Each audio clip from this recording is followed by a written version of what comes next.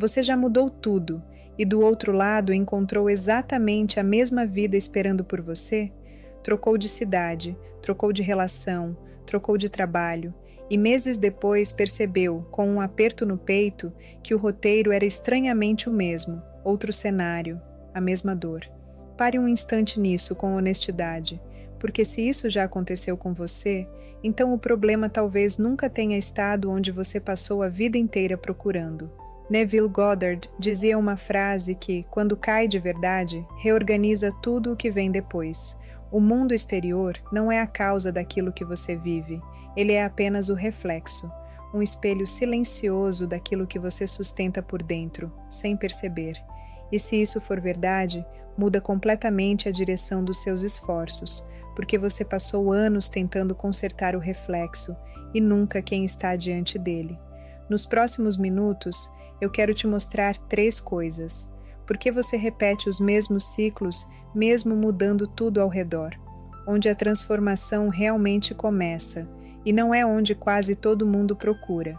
E uma única pergunta que, levada a sério por alguns dias, começa a desmontar o automatismo que governa a sua vida no escuro. Não estou pedindo que você acredite em nada disso agora. Estou convidando você a experimentar uma pergunta. E se a realidade não estivesse acontecendo com você, mas a partir de você? Bem-vindo à jornada de estudos da obra de Neville Goddard.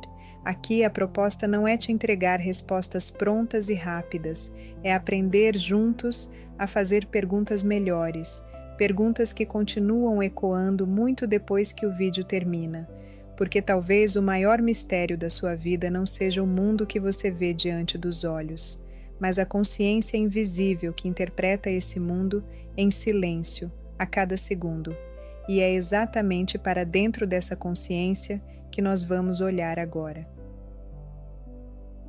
Desde crianças, fomos treinados a acreditar em uma única direção de causa, que o mundo exterior determina quem somos, que o dinheiro determina segurança, que as circunstâncias determinam felicidade, que as pessoas determinam o nosso valor.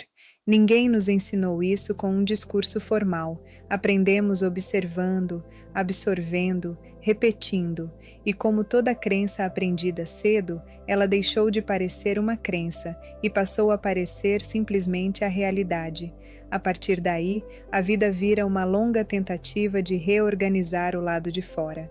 Trocamos de trabalho buscando sentido, de relacionamento buscando paz, de cidade buscando recomeço, e quase nunca paramos para observar a consciência que está interpretando tudo isso, por trás dos olhos. Neville propunha uma inversão radical dessa lógica.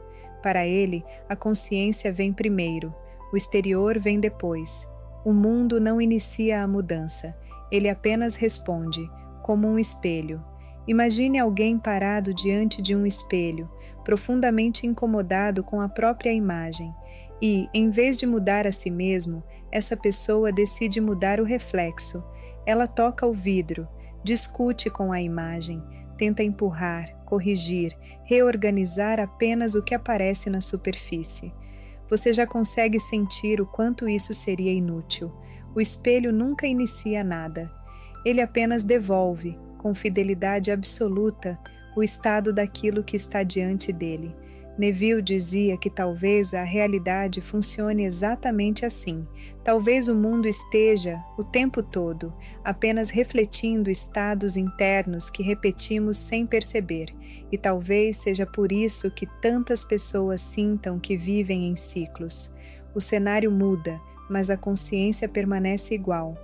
A cidade muda, o relacionamento muda, o emprego muda, mas o estado interno continua, silenciosamente, produzindo experiências semelhantes. Pense em quem sai de um relacionamento difícil, aliviado, certo de que agora será diferente. E meses depois vive uma dinâmica quase idêntica, com outro rosto. Pense em quem troca de emprego fugindo de um chefe insuportável e reencontra no novo trabalho o mesmo tipo de conflito, como se a situação o seguisse.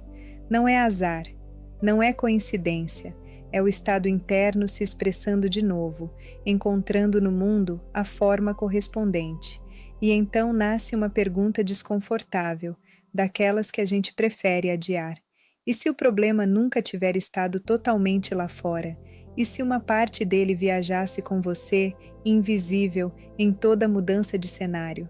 Essa pergunta dói um pouco, mas é exatamente nela que mora a possibilidade de liberdade, porque aquilo que depende só do lado de fora você não controla, mas aquilo que nasce dentro, você pode, enfim, começar a observar. Vale perguntar de onde veio essa lógica de fora para dentro. Ninguém escolhe conscientemente acreditar que o mundo determina quem é. A gente herda essa crença. Ela é transmitida em pequenos gestos, frases soltas, exemplos repetidos. Aprendemos cedo que ser amado depende de agradar, que ter valor depende de provar valor, que estar seguro depende de acumular o suficiente lá fora. E sem perceber, montamos a vida inteira sobre essa fundação invisível. Pense em alguém cuja sensação de valor sempre dependeu do reconhecimento dos outros. Pode ser competente, dedicada, generosa, mas por dentro vive em alerta, esperando a próxima aprovação para se sentir suficiente por algumas horas. Quando o elogio vem, respira. Quando não vem, afunda. A vida inteira refém de um veredito externo que nunca é definitivo. E mesmo trocando de ambiente, de chefe, de círculo, a dinâmica se repete, porque o que se repete não é o ambiente, é o estado de quem busca, lá fora, uma confirmação que só pode nascer por dentro. Neville não estava negando o mundo, estava apontando a ordem das coisas. Primeiro, o estado interno de carência de valor. Depois, um mundo que parece, o tempo todo, confirmar essa carência. Inverter essa ordem não é negar a realidade, é descobrir onde a transformação realmente pode começar. Neville falava com frequência sobre estados de consciência, e talvez essa seja uma das ideias mais profundas e mais práticas de toda a sua filosofia, porque ele não enxergava a identidade como algo fixo, gravado em pedra. Para ele, ser humano é habitar estados, um estado de medo, um estado de escassez, um estado de rejeição, um estado de ansiedade, ou do outro lado, um estado de confiança, de abundância, de presença, de plenitude. E aqui está o ponto delicado. A maioria das pessoas não percebe que está em um estado. Ela acredita que está apenas vendo a realidade como ela é, quando na verdade está vendo a realidade através do estado que ocupa naquele momento. E lentamente, quase imperceptivelmente, a vida começa a se reorganizar ao redor desse estado. Não por mágica, por uma cadeia silenciosa e muito concreta. A percepção molda o comportamento molda as escolhas repetidas moldam trajetórias, e as trajetórias, somadas ao longo dos anos, moldam aquilo que você chama de realidade. Observe como isso funciona na prática. Uma pessoa que vive internamente em estado constante de rejeição começa a interpretar o mundo inteiro através desse filtro. Um olhar neutro parece uma crítica, um silêncio parece abandono, uma resposta curta parece desprezo. Repare, os fatos podem ser absolutamente neutros, mas o estado interno os pinta com uma cor específica antes mesmo de a pessoa pensar, e sentindo-se rejeitada, ela age de forma defensiva, se afasta antes de ser afastada, testa, cobra, duvida. E com o tempo, esse comportamento acaba produzindo no mundo exatamente a rejeição que ela mais temia. O estado não previu o futuro, o estado o construiu. Talvez seja por isso que Neville dizia uma frase que assusta na primeira vez que a escutamos: a consciência é a única realidade. Ele não estava negando que o mundo físico existe, estava dizendo algo mais sutil, que a experiência humana do mundo nasce primeiro na consciência. Duas pessoas podem atravessar exatamente a mesma situação, no mesmo dia, na mesma sala, e sair de lá contando duas histórias completamente diferentes. Uma viu ameaça, a outra viu oportunidade. O acontecimento foi o mesmo. O observador, não, porque não enxergamos o mundo como ele é, enxergamos o mundo como nós somos, naquele estado, naquele instante, e talvez o verdadeiro despertar comece exatamente nesse ponto, no momento em que você percebe que existe um filtro, e que pela primeira vez você pode olhar para o filtro em vez de olhar apenas através dele. Vale observar como um estado consegue se sustentar por tanto tempo, porque um estado não vive apenas no pensamento. Ele recruta o corpo inteiro. Um estado de medo aperta os ombros, encurta a respiração, deixa o corpo em vigília. E o corpo, assim tensionado, envia de volta para a mente o sinal de que existe, sim, algo a temer. Mente e corpo passam a confirmar um ao outro, num círculo fechado, mas o estado vai além do corpo. Ele também recruta a memória. Quando você está triste, a mente espontaneamente traz lembranças tristes, não as alegres. E com esse material selecionado, constrói a prova de que a vida sempre foi assim. E o estado recruta, por fim, a imaginação. Projeta no futuro mais do mesmo. Antecipa a próxima decepção, o próximo fracasso, a próxima perda. Repare no que se forma aqui. Passado reinterpretado, presente filtrado, futuro antecipado. Os 3 tempos da sua experiência, todos pintados pela mesma cor. É por isso que um estado parece tão verdadeiro, tão definitivo, tão você. Ele não apresenta uma opinião. Ele apresenta um mundo inteiro, coerente, do passado ao futuro. A psicologia daria a isso o nome de profecia que se cumpre. Você teme algo, age a partir desse temor, e a sua própria ação ajuda a produzir aquilo que temia. Neville diria simplesmente que o estado encontrou a sua expressão, e é exatamente por isso que perceber o estado, em vez de vivê-lo cegamente, muda tudo, porque o que você percebe, você deixa de confundir com a realidade absoluta.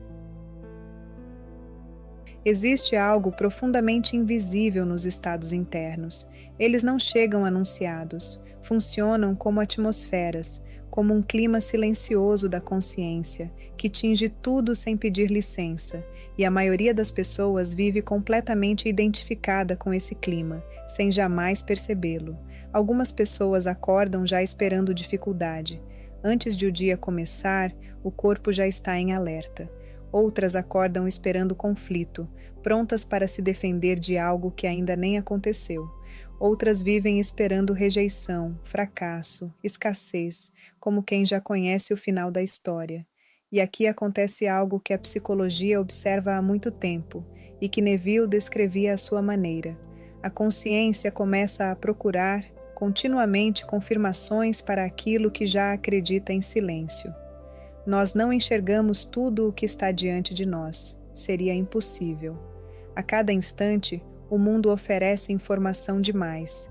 Então a mente seleciona, e ela seleciona, sobretudo, aquilo que combina com o estado que já ocupamos. Uma pessoa em estado de medo encontra sinais de ameaça em todos os lugares. A mesma rua, a mesma conversa, a mesma notícia viram perigo.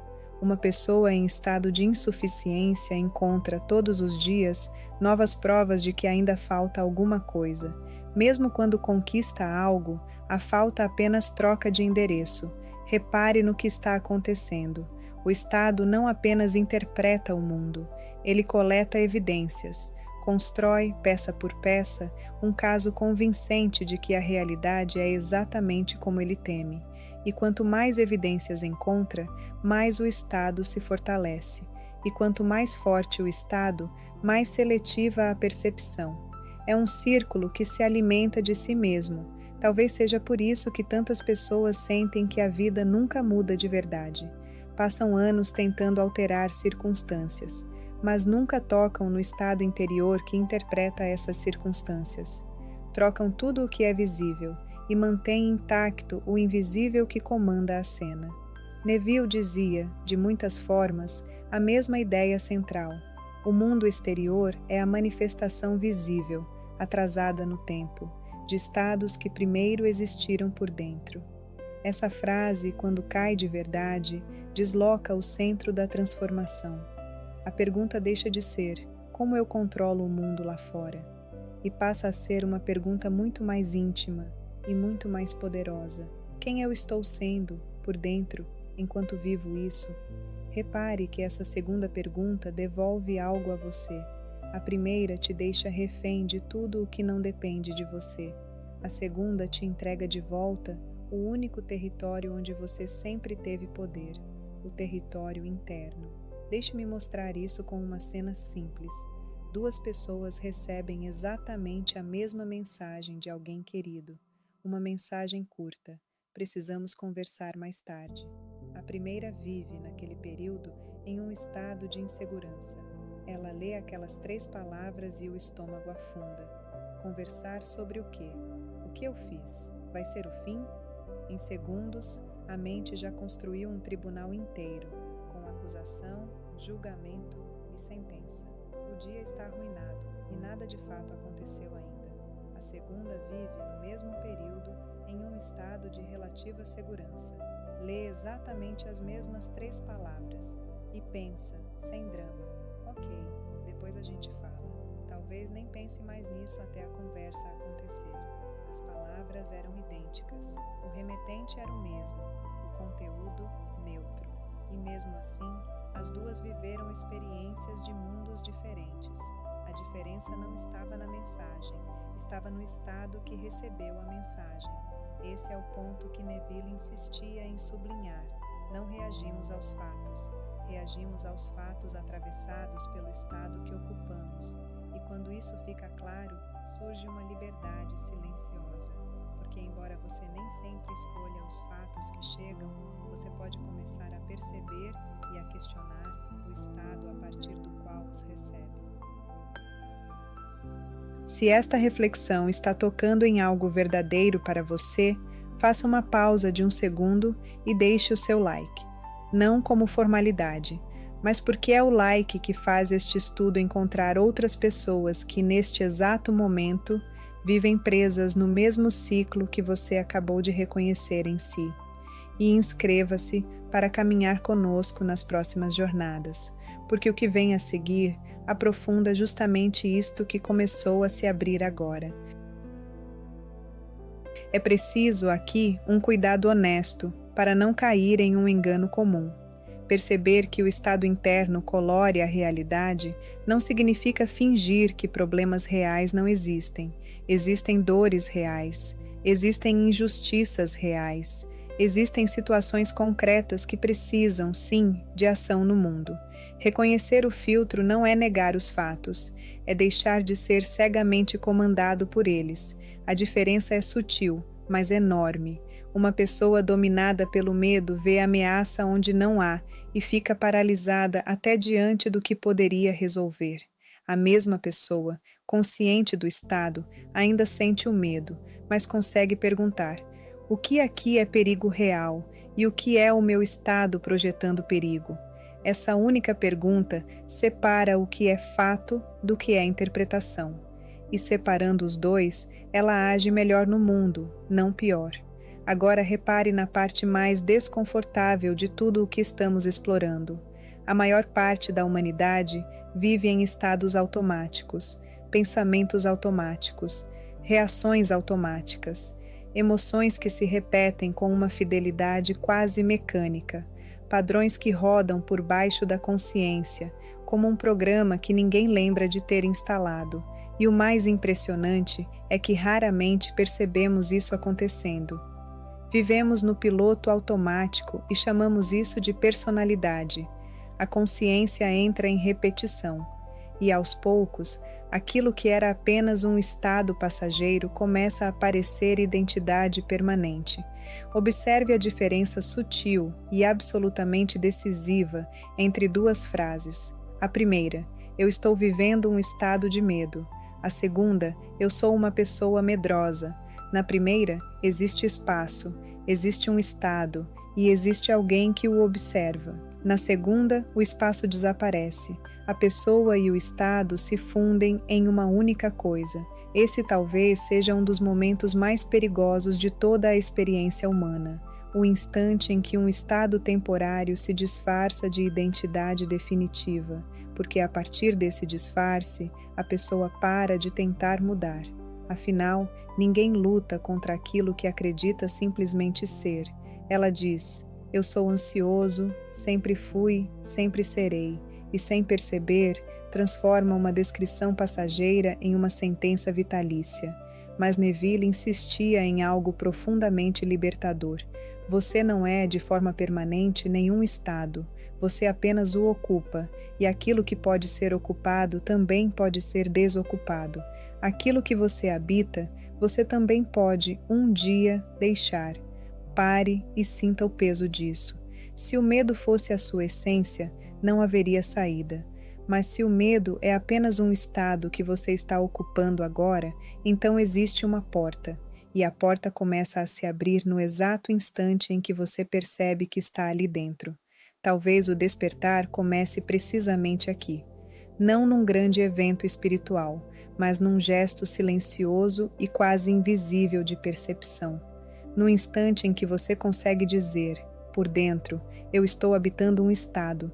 Repare que, ao dizer isso, alguma coisa muda imediatamente. Surge um observador, e o observador não é o estado. O observador é aquele que percebe o estado. A psicologia chama isso de espaço entre o estímulo e a resposta. Neville chamaria de consciência despertando para si mesma. Os nomes mudam, a experiência é a mesma. No instante em que você observa o automatismo, ele perde uma parte do seu poder. Não desaparece de imediato, mas deixa de ser o dono absoluto da casa. Mas como esse observador se fortalece na prática? Não com esforço tenso, nem com luta, e sim com um gesto simples, repetido muitas vezes ao dia, o gesto de nomear.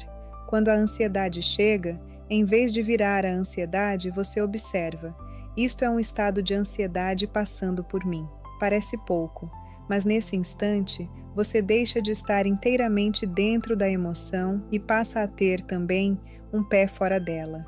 E é importante perceber sem se julgar, porque o observador que desperta em você não é um juiz severo, é uma presença tranquila, que apenas reconhece: ah, este é o medo de novo, este é o velho estado de escassez.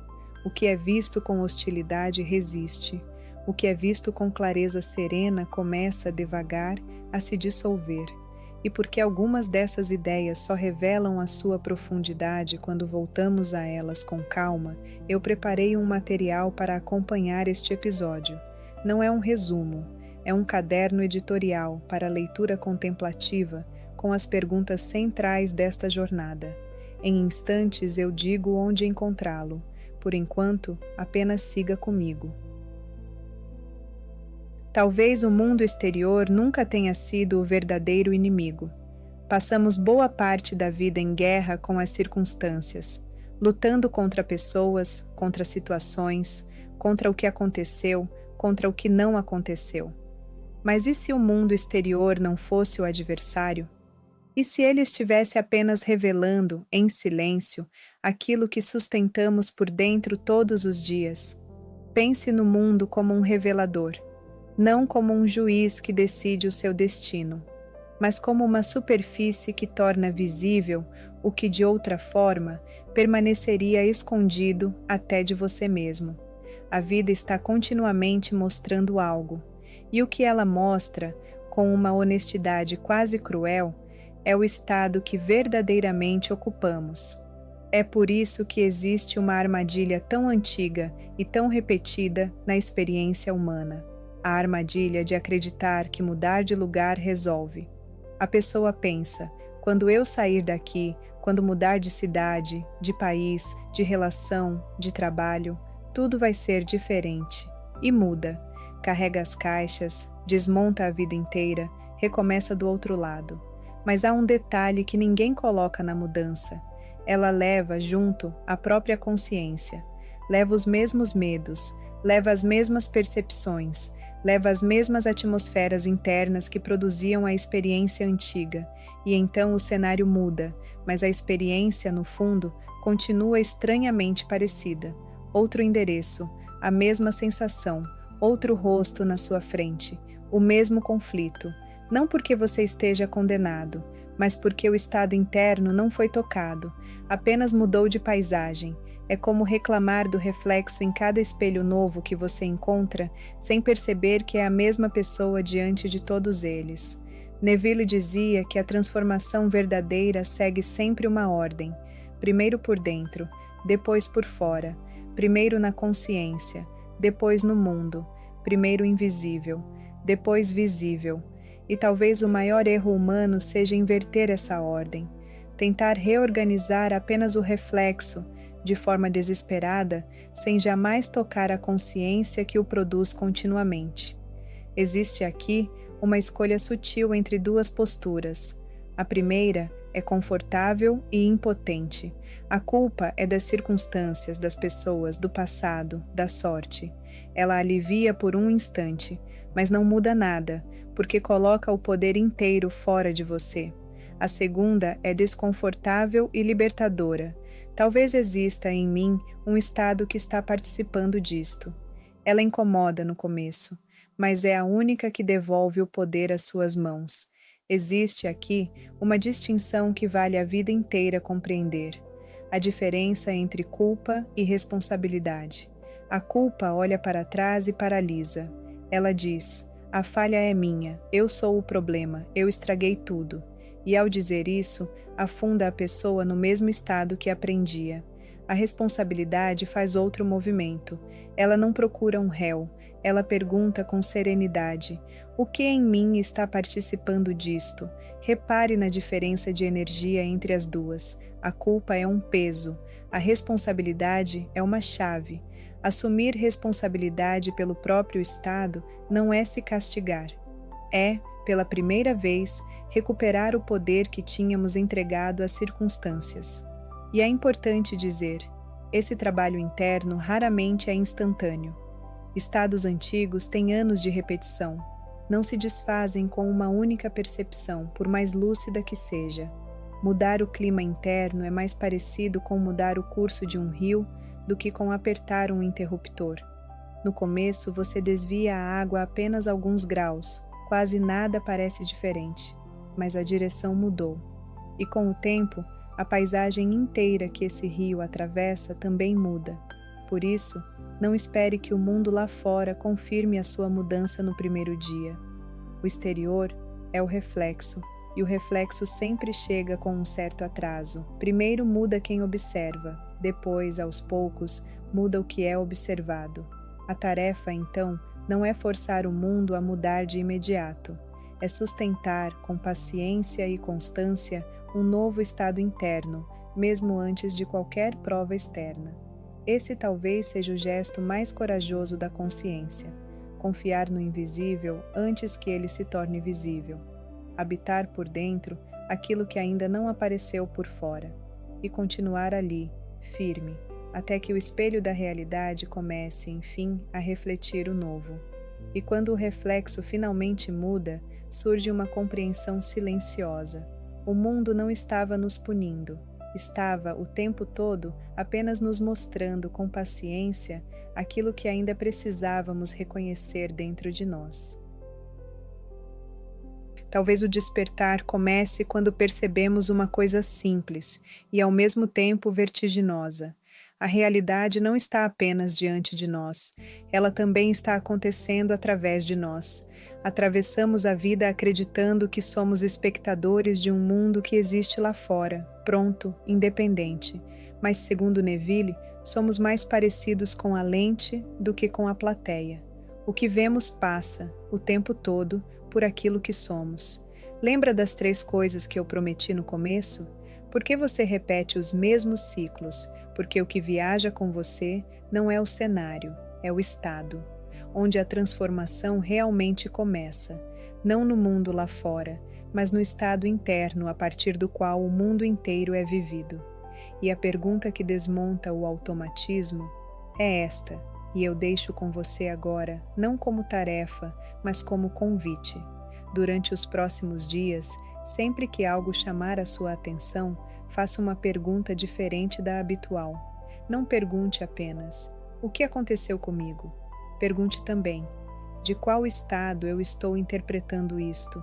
A primeira pergunta procura um culpado lá fora.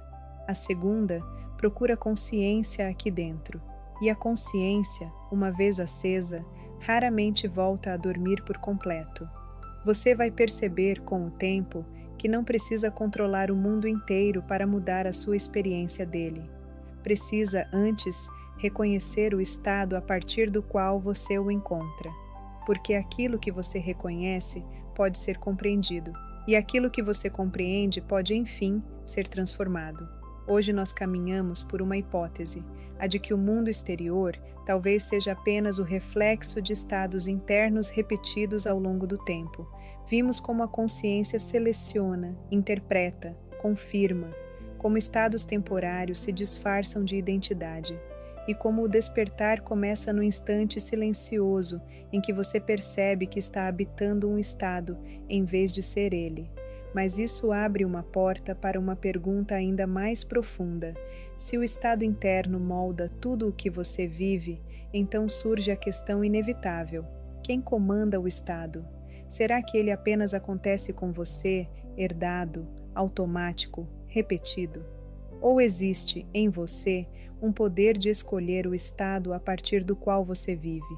É exatamente para dentro dessa questão que entraremos na próxima jornada. No primeiro e mais direto dos livros de Neville Goddard, onde ele afirma algo que no começo assusta, que aquilo que você diz depois de "eu sou" não é uma descrição, é uma ordem. Na próxima semana, ao seu comando.